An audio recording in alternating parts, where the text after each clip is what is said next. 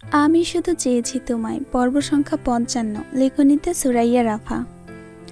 গভীর রাতে দুঃস্বপ্ন দেখে মানুষ যেমন ধরফরিয়ে ওঠে, তেমন করে আকস্মাৎ চোখ খুলে এক লাফে শোয়া থেকে উঠে বসল ঈশানী।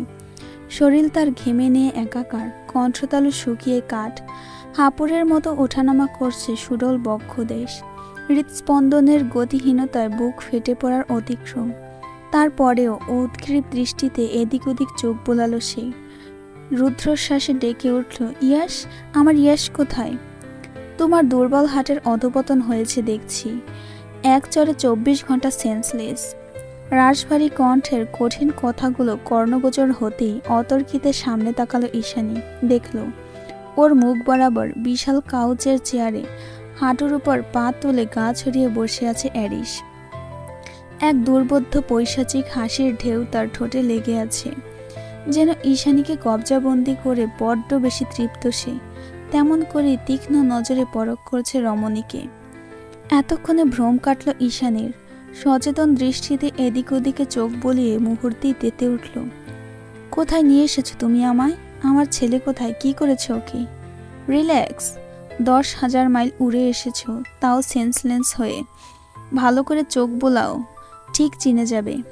অ্যারিসের হিম শীতল কণ্ঠস্বর শরীরে কাঁপন ধরালো মানবীর। সে রিল্যাক্স হতে পারে না। অস্থির হয়ে চারিদিকে চোখ বোলাতেই অনুধাবন করে কক্ষের মম পলিশড দেওয়ালগুলোর অশুভ ছায়ার মতো কুচকুচে কালো। ভেতরে সোনালু কারুকাজ শোভিত নান্দিক আসবাবগুলো কালোর মিশরে অদ্ভুতভাবে ঝিল দিচ্ছে চোখের তারায়। কালোরাঙা ভেলভেট কাউচের ওপর গা ছড়িয়ে বসে কালো ট্রেন্স কোট পরিহিত অ্যারিসকে জমে থাকা প্রলয়ের মতো ভয়ঙ্কর দেখাচ্ছে, যেন দূর মহাকাশের কোনো উদীয়মান আগ্নেয়পিণ্ডি সে। দেখতে ভীষণ সুন্দর, কিন্তু হাত বাড়ালে ঝলসে যেতে হয়। কনকনে ঠান্ডা বাতাসে বেড়ানো গোলা বারুদের ঝাঁঝালো এক গন্ধ নাকে এসে আশ্রে পড়ছে ক্রমাগত। ঈশানীর আর বুঝতে বাকি থাকে না অ্যারিস তাকে আবারও সেই নরকের দুয়ারে নিয়ে এসেছে।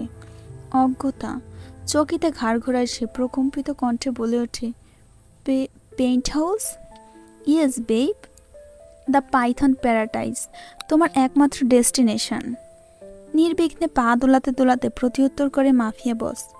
তৎক্ষণাৎ বিদ্যুৎ স্পৃহের মতো ঝলকে ওঠে ঈশানী।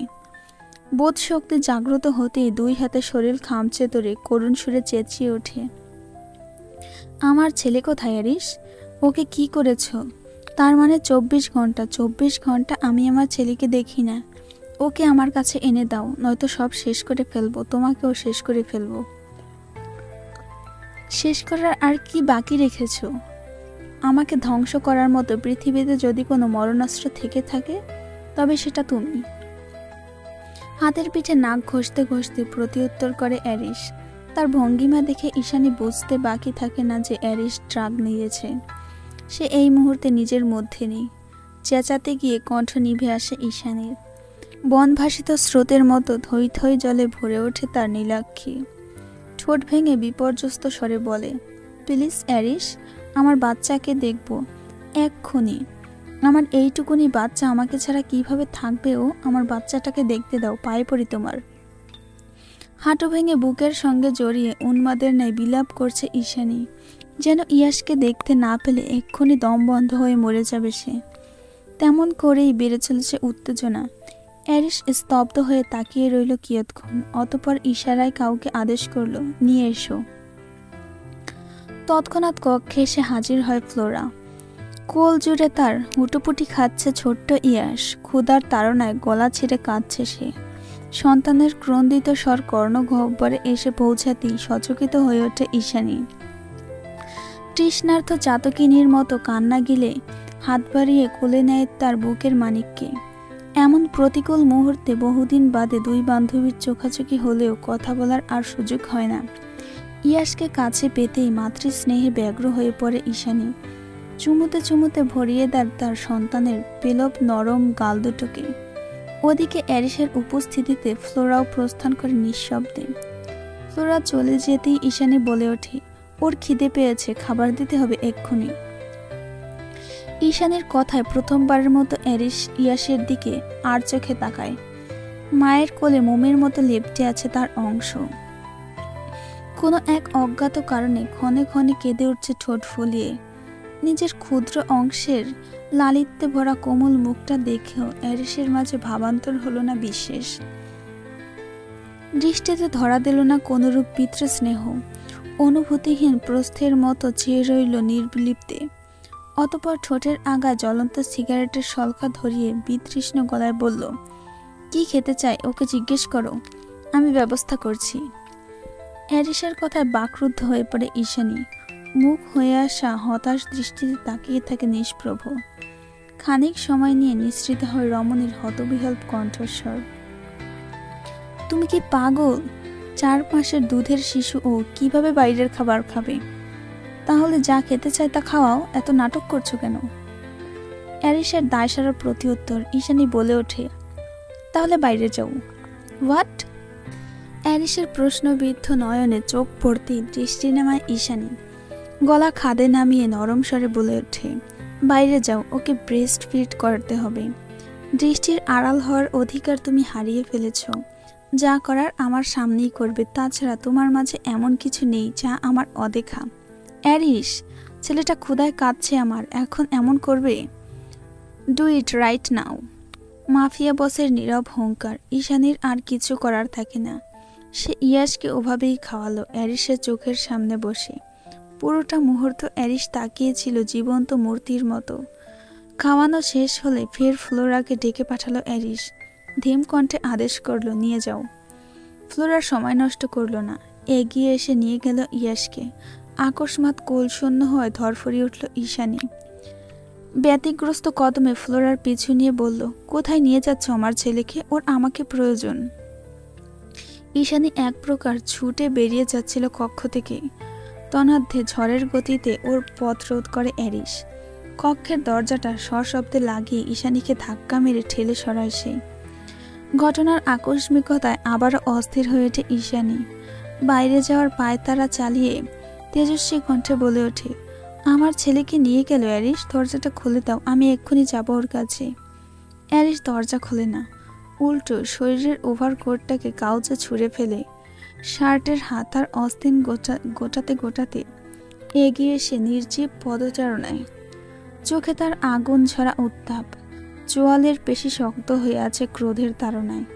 কাছাকাছি আসতেই অ্যারিসের রণমূর্তি অবলোকন করে থমকে যায় ঈশানী।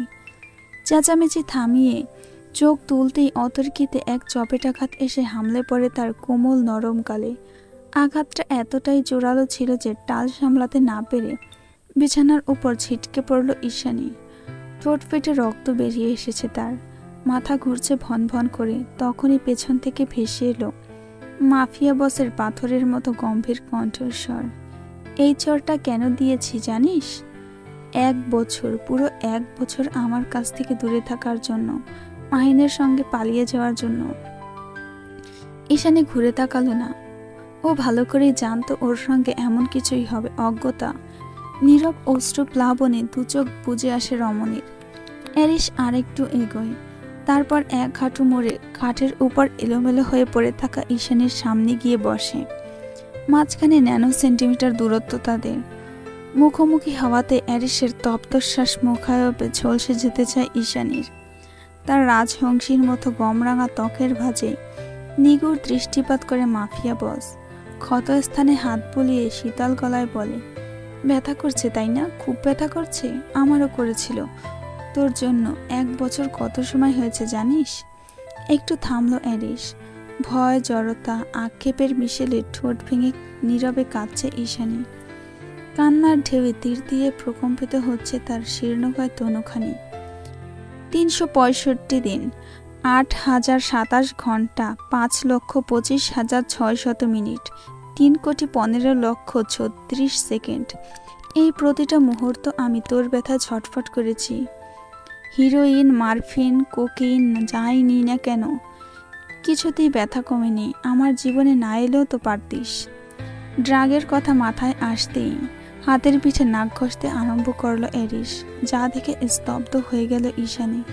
শরীরের ক্ষত ছাপিয়ে ভেতরে ভেতরে এক যন্ত্রণা অনুভূত হলো তার। এতক্ষণে কাঁদতে কাঁদতে চোখ তুলল রমণী, বিধ্বস্ত কণ্ঠে বলল, আমি তোমাকে ভয় পাই অ্যারিস। তুমি আর তোমার এই অশুভ দুনিয়া কোনোটাই আমার ছেলের জন্য নিরাপদ নয়। কেন ভালোভাবে বাঁচতে দিচ্ছ না আমাদের?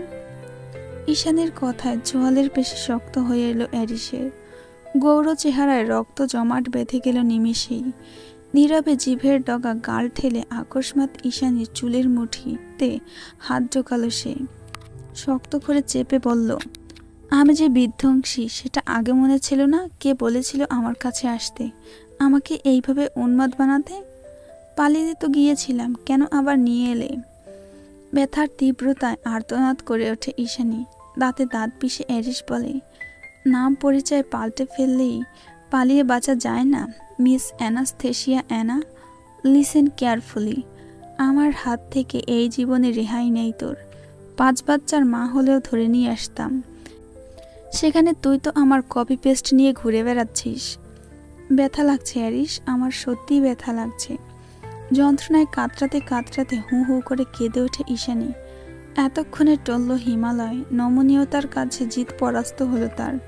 চক্ষু শীতল করল খানিক, হাতের বাঁধন ঢিলে করে ধীর গতিতে দৃষ্টি নামালো সে।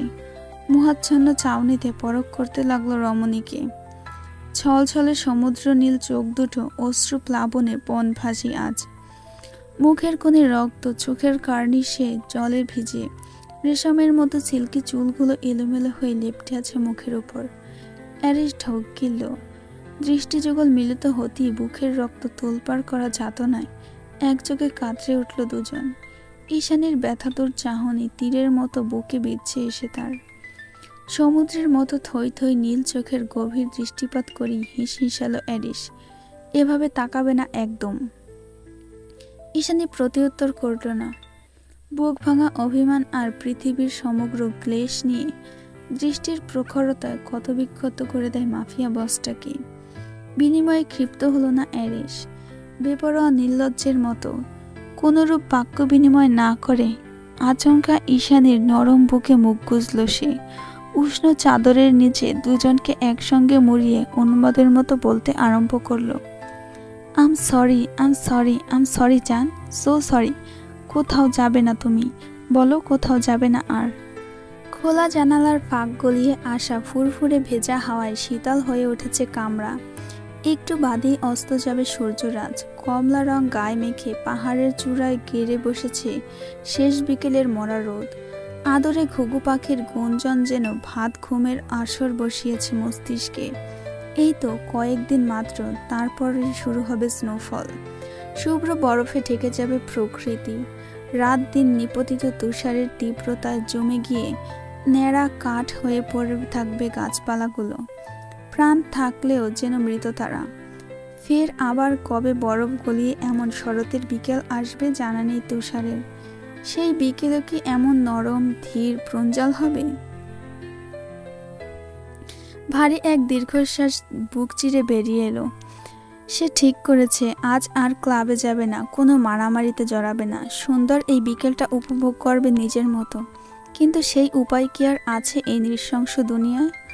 বহুদিন বাদে আজ কাচের জানালায় চোখ রেখে অযাচিত মনটা বিষিয়ে তুলল তুষারের। মায়ের মতো কোমল প্রকৃতির ছায়া তাকে এক ফোঁটা সুখ দিতে পারল না। উল্টো মনে হলো এই সুন্দর বিকেল তার জন্য নয়। মাঝরাতের ক্যাসিনোতে হার জিতের নোংরা খেলা, স্মাগলিং, প্রস্টিটিউট ক্লাব আর ডার্ক ওয়েবে যার অবাধ বিচরণ তাকে এমন নির্লিপ্ততায় শোভা পায় না। দেখতে চোখে লাগে ভীষণ। মুহূর্তেই সরে গেল সে জানালা থেকে। লম্বা একটা শ্বাস ফেলে কানে এয়ারবাডস ঢুকিয়ে বসলো ফের ল্যাপটপ নিয়ে। ভেতরে ভেতরে চাপা একটা ক্রোধ জমে আছে তার নিজের উপর, যা চাইলেও কোনোদিন দূরীভূত করতে পারবে না তুষার। উল্টো ক্রোধের পাহাড় জমে তৈরি হয়েছে বিশাল ক্ষত, আর সেখানেই থাকে অদৃশ্য রক্তক্ষরণ। আসবো? মস্তিষ্কের দ্বিধাদ্বন্দ্ব যখন চরমে, ঠিক সেই মুহূর্তে দরজার ওপাশ থেকে ভেসে এলো রিনরিনে এক নারী কণ্ঠস্বর। তুষার ঘাড় ঘোরালো। নত মস্তিষ্কের ফ্লোরাকে দেখে এক দীর্ঘশ্বাস ফেলল। অতঃপর চোখ ঘুরিয়ে ল্যাপটপে দৃষ্টি স্থাপন করে বলল, এসো। তুষারের অদৃশ্য রক্তক্ষরণের অন্যতম কারণ যে স্বয়ং ফ্লোরা, তা অজানা নয় রুশ রমণীর। গত একটা বছর তো এভাবেই কেটে গেল। ফ্লোরার অতীত ভুলে নিজেকে গুছিয়ে নিতে চাইল, তবুও মন ভাঙল না যন্ত্র মানবের। খুব একটা কথা হয় না ওদের, দেখাও হয় না বিশেষ। ঈশানীর চলে যাওয়ায় অত বড় সার্জারির সব কিছুর পর থেকেই মাফিয়া বস ছন্ন ছাড়া সারাদিন ড্রাগস নিয়ে পড়ে থাকে, মাথা গরম হলেই শ্যুট করে দেয় যখন তখন। গত একটা বছরে কত নিরীহ রক্তই ঝরে গেল শুধুমাত্র ওই একটা মেয়ের জন্য। এই একটা বছরে অ্যারিস এত পাগলামি দেখেছে যে ফ্লোরাও এখন আর অজানা নয় কোনো কিছু। তাই তো পাইথন প্যারাডাইসের গুরুত্বপূর্ণ ভার গিয়ে পড়েছে তুষারের মাথায়। সে ব্যস্ত থাকে সবসময়, ছন্ন ছাড়া অ্যারিসকেও সামলাতে হয় তাকেই। অপ্রয়োজনে ফ্লোরা পা মারায় না এই ঘরে। তুষার থাকলে তো আরও না, কিন্তু আজ তো আসতেই হলো। শুনছেন? ফ্লোরা আবার ডাকলো। আশার থমথমে মুখ ঘুরিয়ে তাকায় তুষার। দেখতে পায় ছোট্ট ইয়াসকে বুকে নিয়ে দাঁড়িয়ে আছে রমণী। কি হয়েছে? ছদ্ম রাগ নিয়ে প্রশ্ন করল। ফ্লোরা নরম কণ্ঠে জবাব দেয়, সেই সকাল থেকে ঈশানীর ঘরের দরজা বন্ধ করে রেখেছে অ্যারিস। ভেতরে ওরা দুজন, তাই ডাকতেও পারছি না। এদিকে বাচ্চাটা কাঁদছে খুব, কিছুতেই সামলাতে পারছি না। মনে হয় খিদে পেয়েছে। খিদে পেলে খাওয়াও, এটাও বলে দিতে হয়? বিরক্তির স্বরে কথাটা বলতে গিয়ে থমকে গেল তুষার। তাড়াহুড়ো চোখ সরিয়ে মাথা চুলকালো অপ্রস্তুত ভঙ্গিতে। পায়ের পাতায় দৃষ্টি আবদ্ধ রেখে মিনমিনিয়ে ফ্লোরা বলল, আমি কিভাবে? বাক্য সম্পন্ন করার প্রয়োজন পড়ল না, তার আগেই ওর মুখের কথা কেড়ে নিল তুষার। ফর্মুলা মিল্কের ব্যবস্থা করছি আমি, চিন্তা করো না, আইল ম্যানেজ। কথাটা বলেই যেন হাঁপ ছেড়ে বাঁচল সে। তেমন করেই উঠে চলে গেল তরতরিয়ে। সেদিকে চেয়ে মৃদু হাসল ফ্লোরা। অতপর ব্যস্ত হয়ে পড়ল ছোট্ট প্রাণটাকে আদরে আদরে ভরিয়ে দিতে। তুষার আর অ্যারিসের আচরণ মূলত অবাঞ্ছনীয় নয়। ছোট্ট ইয়াসের হঠাৎ আগমনের জন্য প্রস্তুত ছিল না ওরা কেউই, যার ফলস্বরূপ সারা জীবন রক্তের খেলায় মাতোয়ারা তুষার আর অ্যারিসের মাঝে নরম কোমল অনুভূতির বড়ই অভাব। আদর স্নেহ তাদের জীবনের অংশ নয়, তারা তো বিধ্বংসী। হয়তো বাচ্চাটার প্রতি বিশেষ টান অনুভব হতেও সময় লাগবে, তবে পরিস্থিতি সব পারে। কেই বা জানে যে পেইন্ট হাউসে সারা জীবন মৃত্যুর হাহাকারে নিমজ্জিত হয়ে থাকে, সেখানে হঠাৎ প্রাণের অস্তিত্বের আগমন ঘটবে, তাও স্বয়ং মাফিয়া বসের অংশ, তার রক্ত। ইয়াস ইউভান। পশ্চিম আকাশ লালাপ বর্ণ ধারণ করেছে। একটু বাদেই নিকষ আধারের পর্দা টেনে হয়ে যাবে রজনী। সবুজ ঘেরা নির্জন পাহাড়ের কোল ঘেঁষে এঁকে বেঁকে চলে গিয়েছে সরু এক বোটানিক্যাল পার্ক। একপাশে তার কাচের মতো স্বচ্ছ ঝিলের জল, তাতে ভেসে আছে প্রস্ফুটিত পদ্মফুল। ইয়াসকে কোলে নিয়ে রাস্তার ধারেই হাঁটছিল ফ্লোরা। আকস্মাৎ ফুল দেখে থমকে গেল তার পদযুগল। একটু দূরেই ওদের অনুসরণ করে এগোচ্ছে তুষার। কানে আবদ্ধ তার সক্রিয় এয়ারবাডস। ইয়াসের কান্নাকাটি থামানোর জন্য মূলত তাদেরকে এই পার্কে আগমন। ফ্লোরাকে হঠাৎ থেমে যেতে দেখে ইয়ারবাডস সরালো তুষার। প্রশ্নবিদ্ধ নয়নজোড়া রমণীর দিকে তাক করে শুধালো, কি হলো? প্রথমে কি শুষ্ক একটা ঢোক গিলল ফ্লোরা, তারপর বুকে খানিকটা সাহস সঞ্চার করে আবদারের স্বরে বলল, পেছনের ঝিলটা কি সুন্দর তাই না, একদম ক্যালেন্ডারের পাতার মতো। মোবাইলে দৃষ্টি আবদ্ধ রেখে ছোট্ট করে সায় জানালো তুষার। ফ্লোরা মৃদু গলায় বলল, একটা ছবি তুলে দিন না। ফ্লোরার অনুরোধে চোখ তুলল তুষার। গায়ে সফেদ রাঙা ফ্রক, মাথায় সিল্কের ছোট্ট স্কার্ফ, ঈষৎ বাদামি চুলগুলো তার কোমর ছুঁয়েছে নির্বিঘ্নে। সূর্যের কমলা আভায় অপ্সরার মতো চোখ ধাঁধিয়ে দিচ্ছে তার গোলাপি কোমল চেহারা। কুণ্ঠায় দাঁতের পেছনে আটকে আছে তার টুকটুকে লালাপ অধর। আজ বহুদিন বাদে মেয়েটাকে দেখল সে নয়ন ভরে। নিঃশব্দে কেবল দুজনের দৃষ্টির মিলনে অতিবাহিত হলো কিছু সময়। প্লিজ, আরও একবার মিষ্টি করে অনুনয় করল ফ্লোরা। তুষারের ভ্রম কাটল এতক্ষণে। সে তার কঠোর অভিব্যক্তিতে ফিরে গিয়ে মাথা দোলালো একটু, তারপর বলল, ওখানে গিয়ে দাঁড়াও। ফ্লোরা ইয়াসকে বুকে জড়িয়ে দাঁড়ালো সেখানে। একটু বাদেই ক্যামেরা থেকে চোখ সরালো তুষার। স্ফীত স্বরে নির্দেশ করলো, স্কার্ফটা খুলে তারপর একটু রিল্যাক্স হয়ে পোজ দাও। ফ্লোরাকে আর পাইকে স্কার্ফটা একটানে খুলে লম্বা বাদামি চুলগুলোকে উড়িয়ে দিল ফুরফুরে শীতল হাওয়ায়। তারপর আবারও দাঁড়িয়ে পড়ল ক্যামেরার সামনে। আরও একটা ক্লিক করে ওর পানে মুগ্ধ নয়নে তাকালো তুষার। বিস্মিত মিশ্রিত কণ্ঠে ডাকলো, ফ্লোরা, তোমাকে মায়ের মতো কোমল দেখাচ্ছে। এক মুহূর্তের জন্য স্তব্ধ হয়ে গেল ফ্লোরা। অযাচিত এক চাপা অভিমানে চোখের কর্নিশে জল ভরে উঠল তার। মন গহীনে ঝংকার তুলল বিরহ বাণীর সুর। যেন দুনিয়ার সবটুকু অভিমান নিয়ে গিয়ে উঠল কেউ। যার উষ্ণ আছে ভালোবাসা বাজছে, সে হৃদয় ভাঙে তা মানি না, জানি না কেন তা জানি না, জানি না কেন তা জানি না। ক্ষণকাল থেমে হাতের পিঠে চোখ মুছল রমণী। তারপর আবারও হাসি মুখে ঘুরে দাঁড়িয়ে ছোট্ট ইয়াসকে দুই হাতে তুলে বলল, এবার তুলুন। তুষার তুলল। এদিকে ওদিকে ঘুরে যত ধরনের পোজ মাথায় এসেছে ফ্লোরার তা দিয়েছে। তুষারও অগ্রাহ্য করেনি কোনো। নিরলস তুলে গিয়েছে ফ্লোরার প্রতিটি ছবি। তুষারের ছবিহীন গ্যালারির সাদা পৃষ্ঠায় ভরে উঠেছে ফ্লোরার হাস্য উজ্জ্বল ছবিতে। সন্ধ্যা হয়ে এসেছে, এখনও ইয়াসকে নিয়ে ছবি তোলায় মগ্ন ফ্লোরা। তার চুরির মতো রিনঝিনে হাসির ঝংকারে কখন যে বিস্তৃত হাসিতে পুরুষালী রুক্ষ ঠোঁটজোড়া প্রসারিত হয়েছে টের পায়নি যন্ত্রমানব। গভীর রাত, গহীন অরণ্যের বুক চিরে দানবের মতো মাথা উঁচিয়ে আছে এরিসের 10 তলা ভবনের শীর্ষে অবস্থিত সুউচ্চ পেইন্ট হাউস, যার প্রতিটি কোণে কোণে মূর্তির মতো পাহারায় নিয়োজিত সশস্ত্র গার্ড। ঈশানী এখানে আসার পর থেকে সুরক্ষা জোরদার করা হয়েছে দ্বিগুণ। বহাল রাখা হয়েছে জঙ্গলের সীমানায় পাহারারত নাইট ওয়াচদের। আধারের নিস্তব্ধতা কাটিয়ে সশব্দে ঈশানীর কক্ষে এসে উপস্থিত হলো এরিস। চারিদিকে দৃষ্টিপাত করে কানে এসে হানা দিল কৃত্রিম ঝর্ণা প্রবাহের ঝমঝম আওয়াজ। হতাশায় এদিক ওদিক মাথা নাড়িয়ে থপ করে কাউচের উপর বসে পড়ল এরিস। উদাসীন কণ্ঠে ধ্বনিত হলো, রাতে শাওয়ার নেওয়ার বদ অভ্যাস এখনো আছে। কথা বলতে বলতে মুঠোফোনের নীল পৃষ্ঠায় ডুব দিল সে।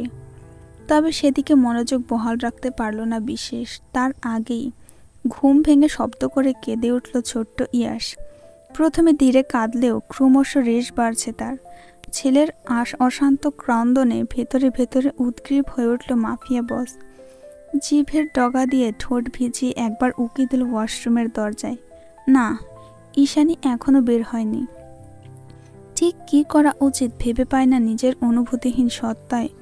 অটোর থেকে আবারও মোবাইল স্ক্রিনে দৃষ্টিপাত করল এরিস। বহু চেষ্টার পরেও কেন যেন মনোযোগ বারবার ওই ছোট্ট আদরে কণ্ঠের ক্রন্দনে আটকে যাচ্ছে তার। কোথাও একটা টান অনুভব হচ্ছে ভীষণ।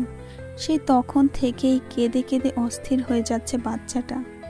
কান্নার তোরে ফর্সা কোমল আদরে মুখখানি ধারণ করেছে রক্তবর্ণ। এরিস আবারও থমকায়।